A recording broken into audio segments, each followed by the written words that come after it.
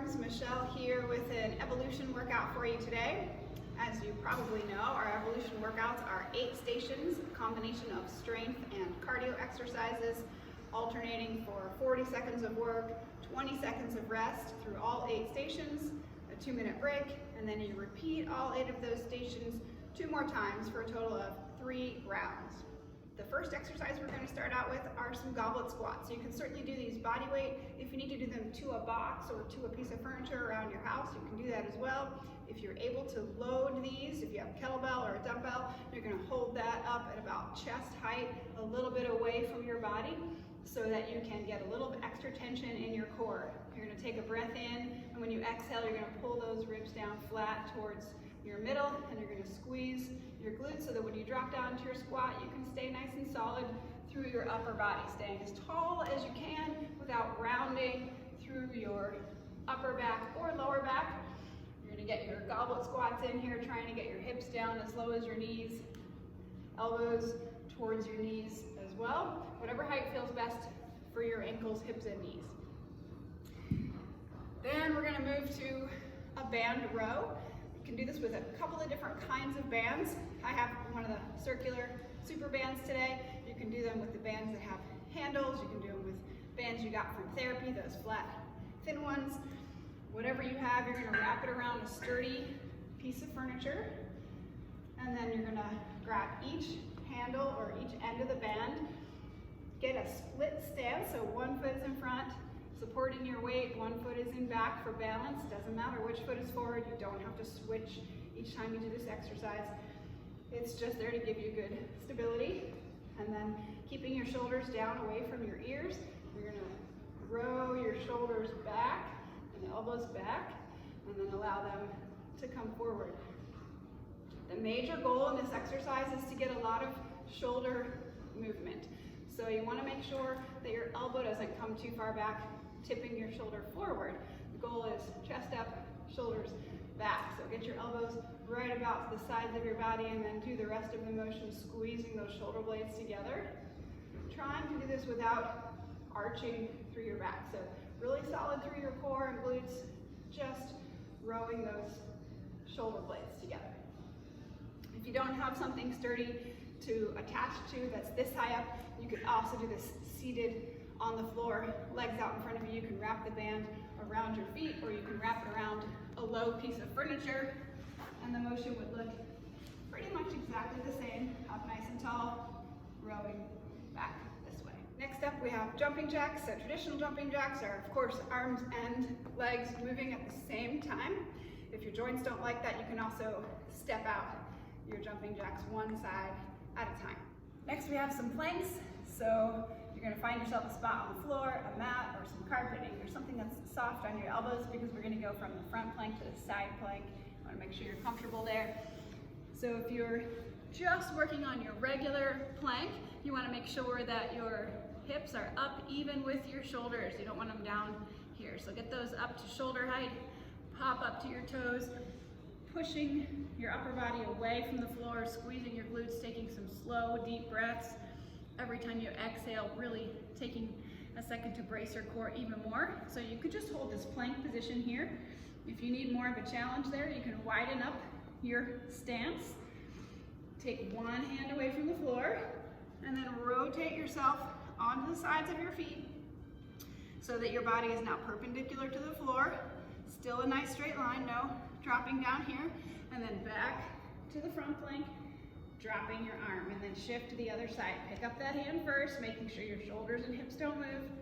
Rotate to the sides of your feet, back to the center, dropping your arms. Just make sure that you don't end up moving your hips around too much here. They stay nice and straight the whole time. You're just rotating off that shoulder from the front to the side and back to the front. Our next exercise will be a cardio one. We've got some skiers. So for skiers, you start off loading one leg, and then you're going to drive through this outside leg, jumping over to the other one, landing on it, loading it, driving to the other side. You can use your back leg to balance in between each one if you need to, but the goal is to get as low as you can and create as much power as you can to get over to the other side. And then you're gonna do these quickly as much as you can. If you need a less dynamic version, we're just gonna step them out. So still load this leg, push to the other side, but just walk it. It doesn't have to be as much jumping up in the air, but it can still be quick from side to side without having any joint pain. All right, then we're gonna work on some pullovers. You can either do these with a band or with a kettlebell or dumbbell. The way you decide is if it's painful for you to get both arms over your head in line with your ears, so we're looking for a nice straight line in the body without arching your back, then you want to choose the band. If you find that you do this exercise and you get about here and you stop and you're doing the rest of it with your arms, it's probably a good choice to use the band instead. If you feel really comfortable with your shoulder range of motion, there's no pain there, you're good and flexible, choose a weight instead. So for the loaded version, you're going to grab the kettlebell this way. You're going to lay back so that I have the handle of the kettlebell. It's going to be facing the floor when I do the exercise. You can flip it around if you're more comfortable. It's just the way I like it. And then you're going to get your feet up in the air so your knees are at 90 degrees and your hips are at 90 degrees. And you're going to press the weight up over your head towards the ceiling. Before you even move, you want to take a breath in, and then as you exhale, you want to push that weight towards the ceiling, pull your ribs down and kind of tuck your butt under so you get lots of tension through your core. And then keeping that tension, keeping the pressure of your back against the floor, you're going to slowly lower this down towards the floor. And then on the way back up, lots of core, pulling it back up over your head. So the more you go back with your arms, the more you're working at pressing your back into the floor, not letting it come off the ground, and then when you're about to come back up, you're going to create a lot of force in your core. You're definitely going to feel this in your arms, in your lats, but make sure you also engage your abdominal muscles the whole time you're doing it. They should really be burning by the time you're done, and if they're not, see if you can get a little extra tension in there just by thinking about it. If you're going to use the band, everything looks the same except the band is around your wrists, and you're going to try to pull it so it's maybe shoulder width apart. So still 90 degrees at your knees and hips, arms up over your head, still bracing through your core. Just pull that band apart a little bit. As you go back over your head, keep that same distance with the band the whole time. You'll feel this a little bit more on your outer shoulders and the load is a little bit less on your midsection, but it still does a great job of increasing shoulder range of motion and getting lat and shoulder activation. And then to finish out our workout, we've got some mountain climbers. So at home, if you need a box to elevate to, you can find a piece of furniture, a coffee table, a side table. You can have something higher like a couch or the arm of a chair to use depending on how high off the ground you need to be. The height is helpful if you've got issues with hip mobility. If it's really hard for you to bring your knee all the way in towards your rib cage in a mountain climber, it's just more comfortable to be elevated a little bit. Give yourself some more room for range of motion. You can still get great value out of the exercise. So if you need it elevated, we're going to find something maybe between 8 and 18 inches off the ground. You're going to get in a good plank position. So your body remains straight the whole time. From my shoulders to my hips shouldn't move too much. You shouldn't have your hips up in the air or sagging down low. So get your shoulders right over your wrists, just like you're doing a plank.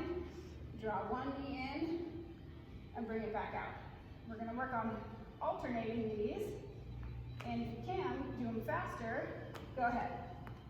But still, keeping everything in line over the wrists without jumping up and down. All right, so nice and solid through the core.